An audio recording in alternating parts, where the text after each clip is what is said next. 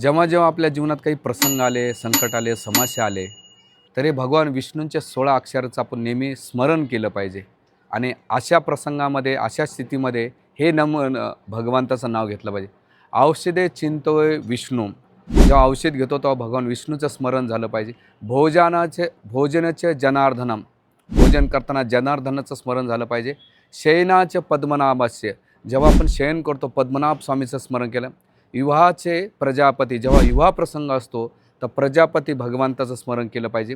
युद्धस्य चक्रधरम देवम. युद्धाच्या वेळेस चक्रधर स्वामीचं स्मरण केलं पाहिजे. प्रवासेचे त्रिविक्रम. जेव्हा प्रवासामध्ये असतो त्रिविक्रम स्वामीचं स्मरण केलं पाहिजे. नारायण तनु त्यागे श्रीधर प्रिय संगे.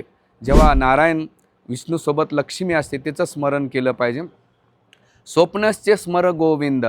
स्वप्न आपल्याला वाईट पडत असेल तर गोविंद बालाजीचं स्मरण केलं पाहिजे. संकटचे मधुसूदन. संकटामध्ये मधुसूदनाचं स्मरण केलं पाहिजे. कानने नरसिंहदेव. वनामध्ये जंगलामध्ये तुम्हाला भीती वाटत असेल तर नरसिंहदेवाचं स्मरण केलं पाहिजे.